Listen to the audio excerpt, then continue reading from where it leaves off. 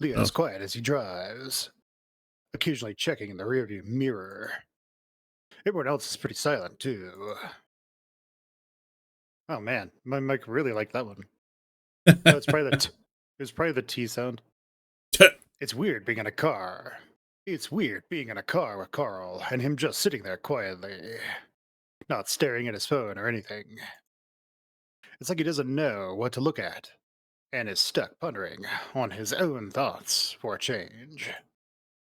I look back at Jenna, who's monitoring her phone for any sign that the signal will stay consistent enough to get a message out. It's hard to believe it, but she's actually trying to apologize. But she was actually trying to apologize earlier. In her own weird way, of course. Part of me wanted to say that I was sorry for what I said at the river about how she treats her family, but that would be lying. Fuck that bitch.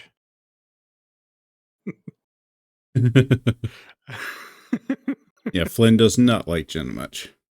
Nah. I'm not sorry for what I said, but I can tell when something hit hard and hurt more than I'm happy with. People dance around shit all the time, when so much of this bullshit could have been avoided. People are just honest with each other. I roll down the window and prop my knees up on the dash, craning my neck, some to peer at TJ in the mirror. He knows I'm watching him. Hell, I think everyone's watching him. Even with Socket Man as a cover story, him keeping silent about all this for so long is just cruel. But TJ never changes. TJ's just going in circles. Did he truly think? Whom do you serve? Did he truly think not mentioning the fur color of the person in the water was for the best? Maybe he thought he could avoid the situation like this. Our group getting shattered. Well, our group is fucked now. No way in hell I want to hang out with anyone but Carl after all this shit. And it wasn't like I was all peachy. It wasn't like it was all peaches and gravy these past few years anyway. Chase, DJ, and Jenna hadn't so much as texted me since they left for college. And Leo, he used to visit me back at the warehouse when I packed freight. We fucked a couple of times, but he seemed to get more and more disgusted with the arrangement. I could I couldn't tell if it was me or him, but it was awkward as hell. I mean, I'm not the sentimental type, but when you're being screwed by somebody and they glance away anytime you look at them, it makes you feel like shit. I eventually had enough. Told him I wasn't his fucking Otter and to get a fleshlight like the rest of us. He cut me out of his life right then and there. Even stopped visiting Carl. It's shitty watching somebody who was once a social butterfly turn into an absolute recluse. For the first part of this week, he was trying so hard to act like his old self that nothing had changed. War never changes. We were fags and weirdos in the middle of buttfuck nowhere. Of course, we stuck together at first. But as Carl says, shit's broke now. As we make the turn off to Margaret Street, I spot the familiar dust covered plastic flamingos that adorn Auntie's yard. The manufactured house was built back in the 80s and still dons the sort of faded turquoise color scheme.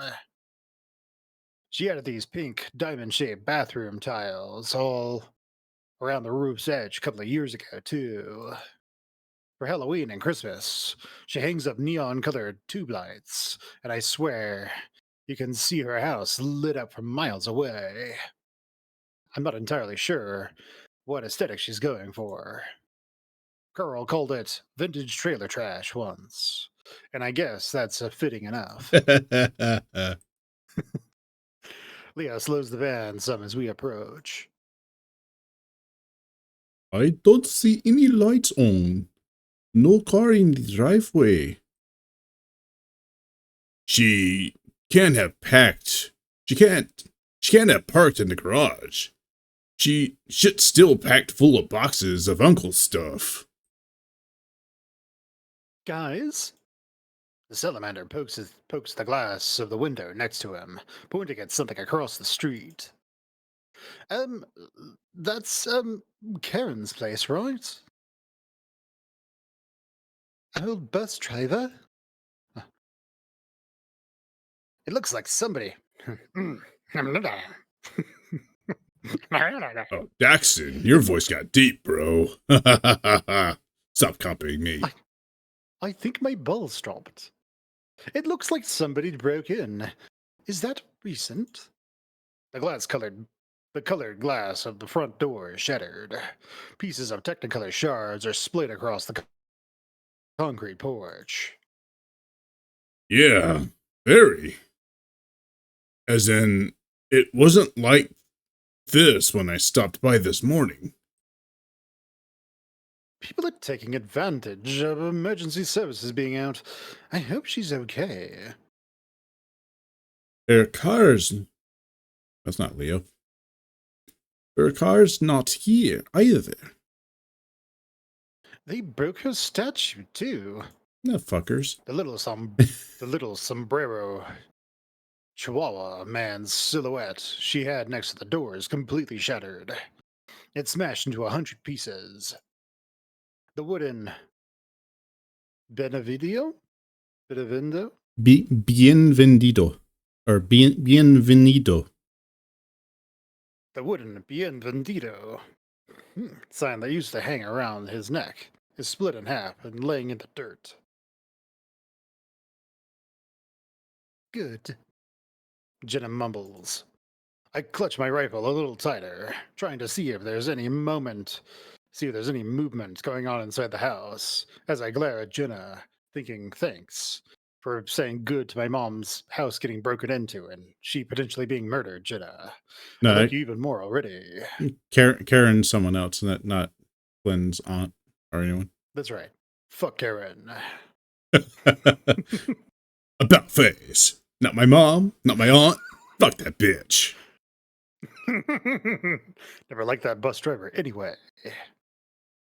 Hey, you're getting It's completely still beyond the lights swaying of pink lace curtains from the breeze outside. It's probably best we speak with the mayor. Perhaps with what's going on, she'd return to City Hall? My heart drops in my chest. Yeah, that makes sense. Hopefully the crazy guy's gone by now. Yeah, I don't know. She doesn't usually work Saturdays. Jenna raises an eyebrow at me.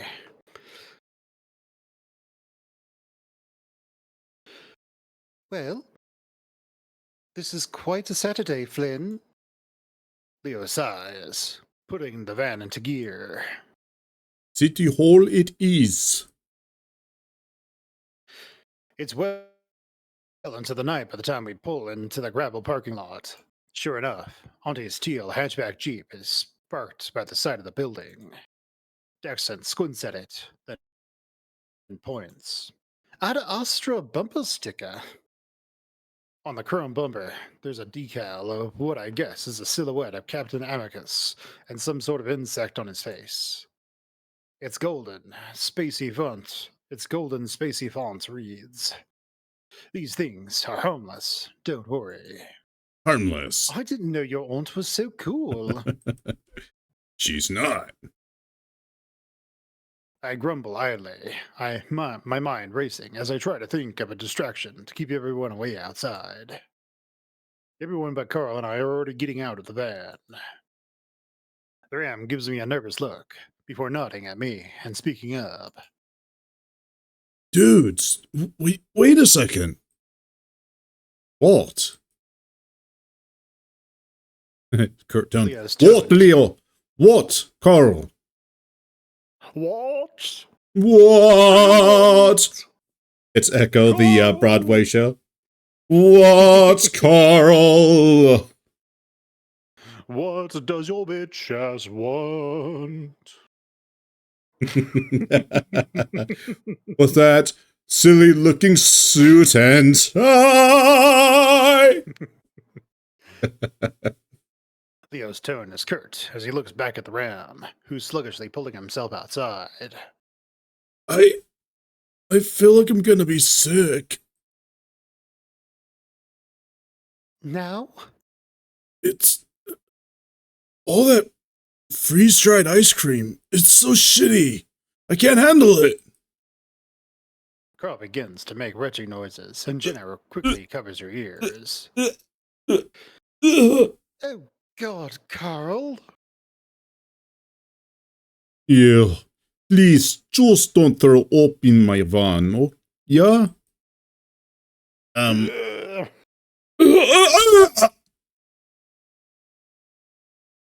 Who's doing TJ again? Was that me or you? I think it was me, right? You. Yeah, I think you're doing TJ. Oh yeah, doing. All right. Guys. Carl continues to make some of the most visceral, gut-wrenching upping noises I've ever heard.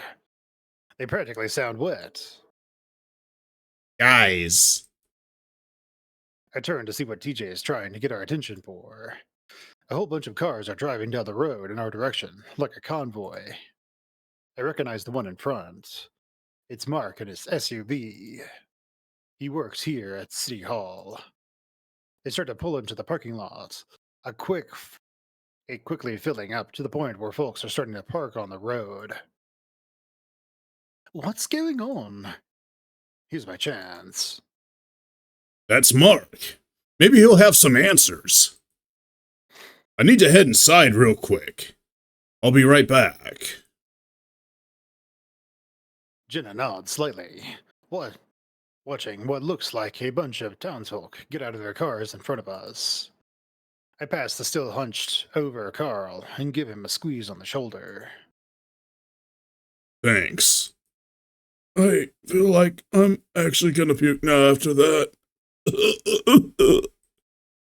Don't.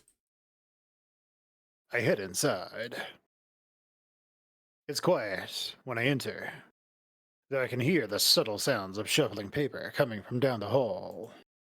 I'm starting to feel this strange sort of pang in my head, like someone's pressing an ice pack to the front of my skull. Maybe it's because I'm nervous. Regardless, here I go, boldly, into Auntie's office. But no, Flynn has gone before. It's Metal Gear Star Trek. It's Metal Gear Echo.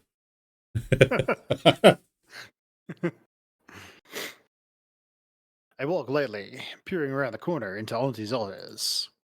Her fingers flick along various pages with a manila folder, her tropical flower print scarf swaying with her every movement. I watch her, illuminated only by the soft glow of the moonlight outside. I'm wrought with an uneasy sort of feeling, where I can't tell if she actually knows that I'm here or not, or whether she cares. It's a familiar feeling, but never one I quite got used to. There's a hell of a ruckus outside.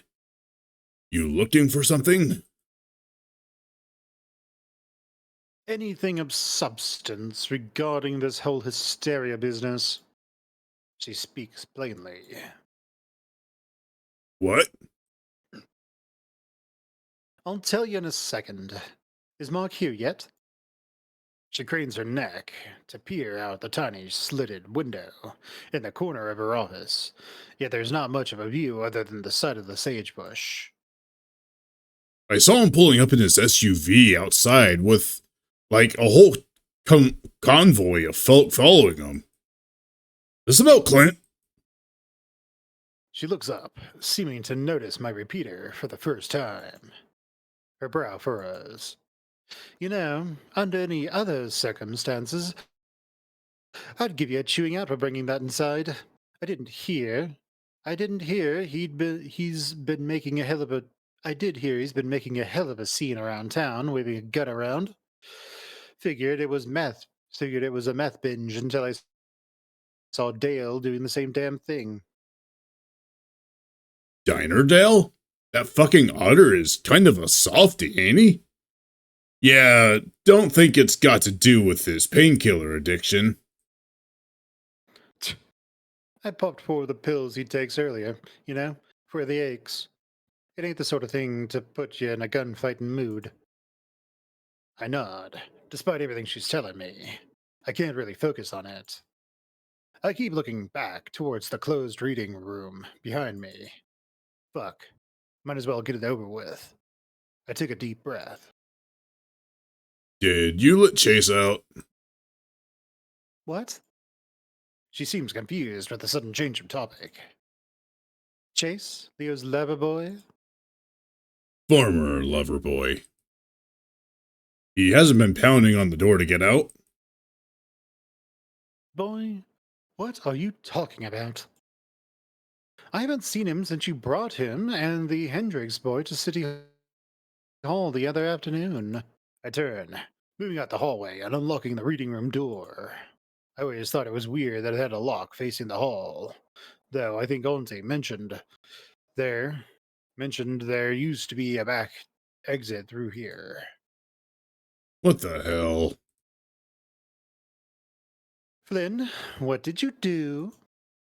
I ignore my aunt's exasperated voice as I push open the door, stepping into the dark room.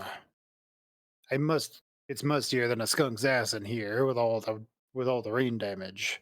I can practically feel the mildew and mold on my toes as I run my hand along the wall. Eventually, I find the light switch. Chase. He's not in here? Carl's voice takes me by surprise, the ram standing slightly behind me. And of course, Daxton's there too, the salamander gulping at the interior like he's some kind of museum. Like he's in some kind of museum, not he is a museum. I can't believe you locked Chase up. Like, do city clerks have the authority to do that? Not unless he's like archiving him. Way to go, Carl. Archive the Otter. Wait. He just takes a scan, he just like shoves his face into a scanner and takes a scan of him. No, it's just Chase just sits up on the scanner and presses scan. Yeah. Copy. Copy it all, baby. You told him? I glare down at the ram, who quickly throws up the flats of his paws defensively. He's your roommate, dude. Come on. It's not like he's part of the old group anyway. Fortunately, like Carl said, I don't see the rest of the gang. Carl notices me peering past him and speaks up. They're, talking with Mark outside. It's about time he showed up. Hi, Mayor. Hello, hi.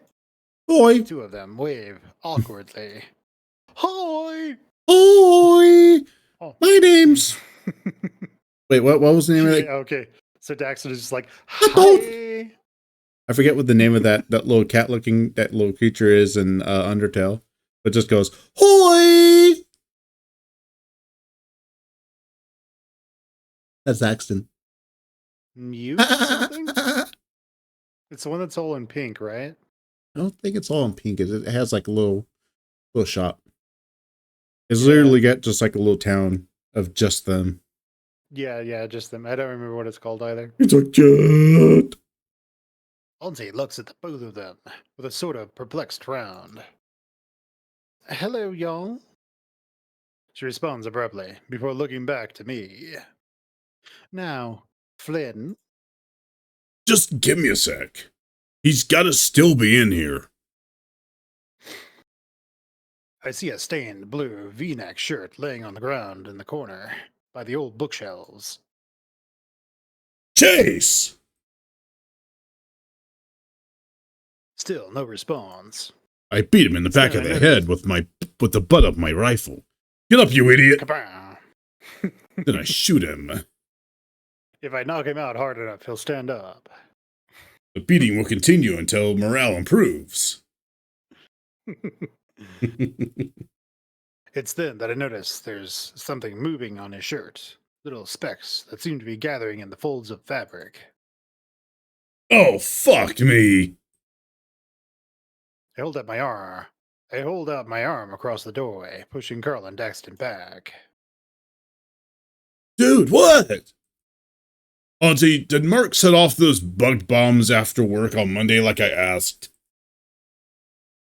I'm assuming by your tone that he did not. They hatched. Oh goodness. Can we not play the pronoun game right now? What are you talking about? I see the unused can sitting knocked over in the corner. Stay back. Black Widows. I lower my arm and walk over to it, quickly popping the top and watching the fogger begin to mist the foul-smelling fumigation spray into the air. The effect is near instant. The skittering pattern of all the little spiders begins to grow more erratic.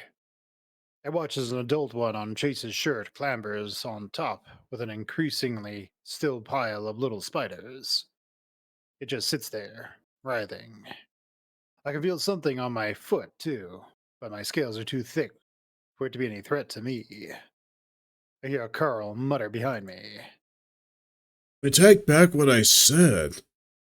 You do have balls. Excuse me? Sorry, Mayor Moore. Boys, I don't have time for this. As I look past the shelves, I see a big lump of fur curled up in a corner under one of the old metal desks. Oh, fuck. Oh, fuck! I dash over, grabbing at the Otter's scruff and yanking his ass out of there. He's surprisingly light. I realize I've never picked him up before. Oh, damn. Is he okay? Water. Give me water. There's some in the mini fridge. I'll get it. As I pull him into better light, he looks like absolute shit. His lips are chapped bloody, and the whites of his eyes are bloodshot. There's also a dribble of vomit on the floor, which I have the misfortune of stepping in. Vomit and spiders. Fucking great. Chase, wake the fuck up. I give his face a hard slap. Carl winces. There you go. The other wheezes raspily. Raspily. Letting out a kind of low moan. Man, he's terrified of spiders. I know. Karma, right? Fucking bitch. The ram That's right. speak. That's right, bitch. Bitch. Take that. The ram speaks in an uneasy tone, visibly uncomfortable at seeing Chase like this. Yeah, maybe. Next thing I know, Auntie's handing me a bottle of water, bringing it to his lips. I bring it to his lips. Drink, you stupid idiot. If this was a prank of yours, it ain't a real gutbuster, Flynn. Move over, you're gonna drown him. I feel a weird tingle on the back of my neck. Reluctantly, I step aside. I look at Chase. He looks at me. I look at Chase. He looks at me. And There's I a ask, little. It "What kind did of you feels eat like. again?" It kind of feels like we're stuck in a drive-through. I look at Chase, and part of me hopes he never wakes up. And I feel sick. Why is he just in his breeches? I blink, glancing down and getting an eyeful of Chase's briefs. You didn't undress him before you shoved him in there, right? What was that part of it? Jesus fuck! No! God no! I didn't do that. Dexton gives me a dubious look before shifting his concerned gaze back to the Otter. Auntie, meanwhile, is propping his head up on a couple of office chair cushions, quietly urging the Otter to drink as she wets his lips. They part for a moment, and Chase complies enough to get a swallow down. Again, part of me breathes a sigh of relief, while the other half seems to be filled with a sort of angry dread. Don't wake up. Dexton crouches down beside him, pulling back some of the fur around his collarbone, and showing swelling red skin beneath. Must have been where he got bit. And of course, 911 ain't working. Carl chuckles nervously. I can vomit on him if that will help. Yeah, it's like It's a Carl, superpower. you fucking idiot. Black Widow bites are not like vomit Neutralized. jellyfish stings. You can't just vomit on a spider bite and make it go away. Yeah, you got to shit on that one. Gotta shit your hands like you're a goddamn monkey, and then just spread it all over the wound. The infection will make it go away. I guess it's too late to suck the venom out, right? You know that doesn't actually work. It's just a dumb old westerns that made people believe that crap. Well, I had a great grandpa or great great grandpa who died of a spider bite. I mean, I think it was a tarantula or something. Tarantulas ain't that venomous. He was old as hell, and there might have been like a fuckload of them. I don't know. Boys, this is reassuring talk. But could one of you bring me one of them first aid kits from the bathroom? It's just around the corner. Dexton stands up again and nods, heading off. Chase's eyes are fluttering a bit now. Maybe he's having a seizure or dreaming of something real crazy, like being bitten by about 1,000 fucking black widows. Yeah. I can't tell. The salamander returns, clutching the thick metal case that looks like it's from the 90s. It's metal as fuck. Yeah. Guitar Auntie. riff. It's like fucking Tenacious D or Bill and Ted. Be excellent to each Tenacious D. other. And the pick of Echo. The pick of Echo. Hmm. The pick of the suck it man. What I think is hilarious about this is you have just like this pack of dumbasses. And then there's like this, I don't know, 50, 60-year-old lady who's just like, oh my God, these kids are dumbasses. Give me the damn first aid kit. Stop drowning him. Stop standing there looking like an idiot. And give me these friggin' cushions. Oh, okay, come on, kid.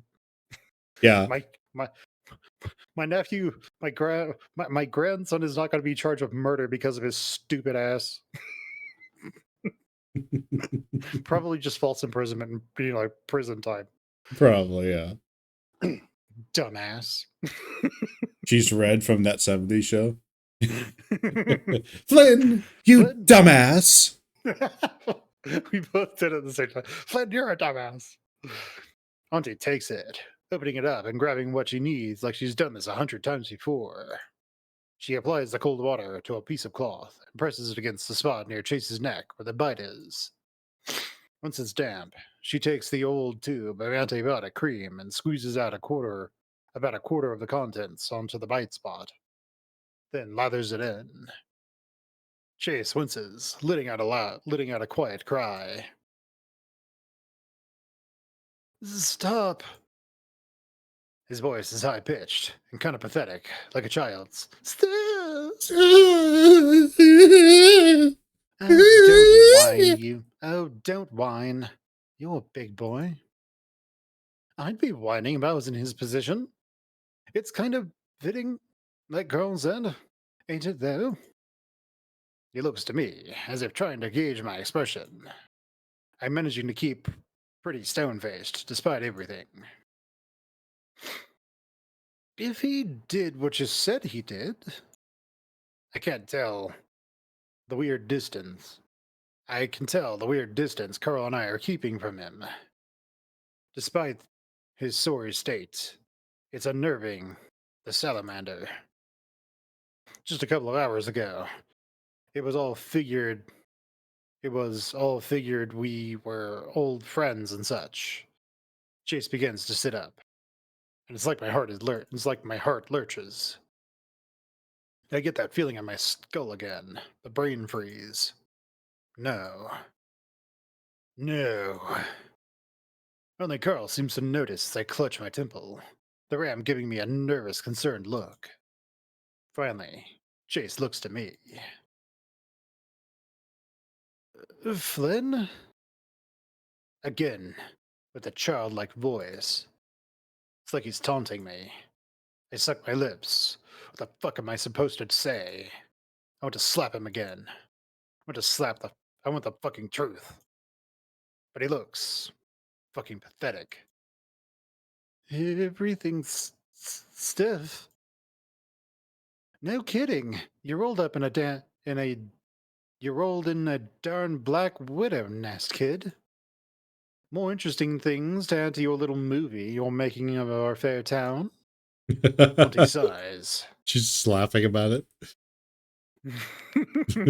Well, I mean, he's clearly alive, so Yeah. that's good. I'm worried you'll have more. I'm worried you'll have some more content here in a bit.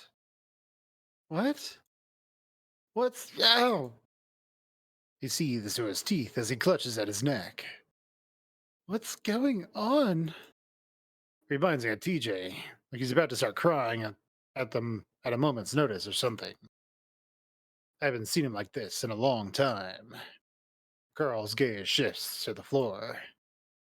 I feel weird. Are you okay?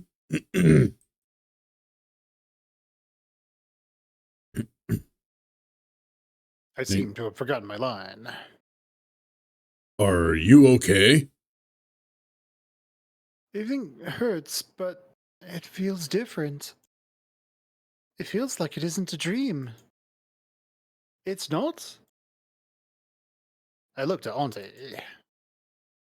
He's gonna be fine, right? Those bites can be real painful. It could have been nastier with a brown recluse, but it still ain't gonna be fun. I'd get him to some professional help if I were you. If that's possible. I'm not gonna die? Chase peeps up, clutching at his neck. Unless you're an infant, elderly, or allergic, it's doubtful. The otter closes his eyes. The otter closes his eyes, letting out a long exhale. Meanwhile, Auntie stands up, heading towards the door. I need to speak with Mark and see what he found. I'll be outside. And Flynn, when this is all over, I'm going to beat the fuck out of you. Okay, Auntie. uh, can I referee? No, No. I've got to record this. Yeah, Daxton. Hey, Chase, let me have your camcorder. I want to videotape the ass beating of the century. Chase just looks around. What the fuck is going on? I don't understand. I think I've just blotted out this entire memory, and I don't know where I am or what time it is or what year it is, or I'm kind of having a psychotic break at the moment and kind of regressing to a child. Mm-hmm. As she leaves, I can hear the rumble of engines and hushed murmurs from a small crowd. Then the door shuts, and it's quiet again. What's wrong with you, Chase? I try to keep my voice steady, though my vocal cords shrill a bit as I say his name. I practiced for years to get rid of the girly, gay tinge in my voice had after puberty. But at times like this, I can't really hide it. Are you like a fucking sociopath or something? Are you trying to get off to this? You just gonna go home and come thinking about all the pain you caused? Daxton flinches. I can tell he wants to step in Chase's defense. Chase says nothing. I can understand screwing with me. I can understand screwing me over, you know? I originally figured you didn't give two shits about Sydney or what happened to him. You just wanted my dick, and that's fine. You followed me back at the river, 'cause that's all you wanted. Leo and the rest of your friends be damned. But fuck, it was so much worse. Just admit it. Just say the words. No. What? Chase's arms and legs shake as he sits on the floor, craning his neck to look up at me. You're saying you didn't do it, despite what TJ said? He looks towards the door. You're an asshole, Flynn. He speaks, his voice still having that sweet, prepubescent cadence to it. But Sydney was a frickin' evil idiot, and I'm glad he died. You're glad you killed him. I'm glad he died. That's no secret. Daxton, looking two parts tense and awkward, steps further away from the otter. Chase's eyes begin to well up. He looks so weak, but brimming with emotions. The salamander mutters something about checking on the commotion outside and heads outward. The noise from the parking lot is getting louder. I hadn't really noticed. Someone shouts about something, and I hear someone else speaking up quickly, trying to calm them. A long silence follows. Carl's like a statue beside the desk, unmoving, not daring to risk drawing attention to himself. Those last 6 months before it happened, it wasn't him anymore. Or at least, not fully him. What do you mean? You remember that one time he got Toby that ice cream cone from the corner shop in Peyton? The cactus themed place that had the agave ice cream. I pause. It's such a weirdly specific thing, and that it takes me a moment to recall. It's also so fucking strange to hear Chase call TJ Toby again. He teased him the whole car ride up, and he was upset as usual. Sydney brought him. Sydney bought him that strawberry waffle cone scoop, the one with the pointy end. He felt guilty, I think, for a while. Tippy was talking about Sunday school or something, and Sydney just took the cone and started trying to stab with the pointy end. It just crushed in on itself, but he wouldn't stop. Like he was super into it. Then he just acted like he was scared. Not of getting punished or anything, but like in general. Just in general, you know? I remember that. The shop manager was yelling at him, and he looked terrified. I told him not to worry about the townies. My teenage self thought it was hilarious. Do you remember the moment he decided to do that? The look on his face? It was like a. Chase clutches at his neck for some. Chase clutches at his neck some more, the otter clenching his eyes shut. Thing was in front of him. Chase gesticulates in front of his head, making a swirling motion before letting both his arms drop limply to the ground. Dots. Jesus.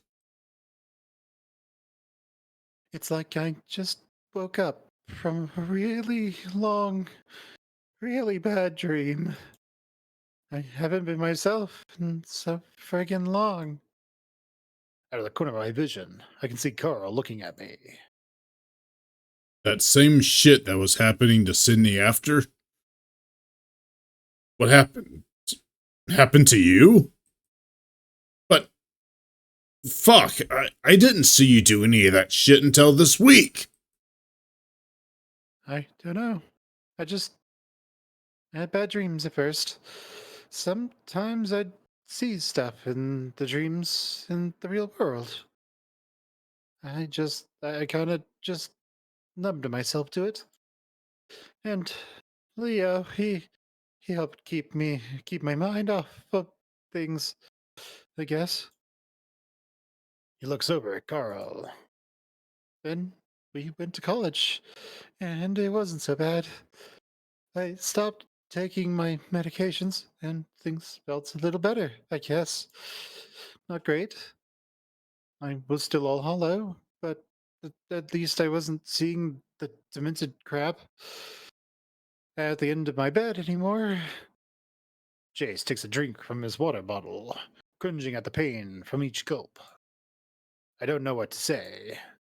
I was beginning to think he was going nuts. I was beginning to think I was going nuts. Like I was seeing shit that wasn't real.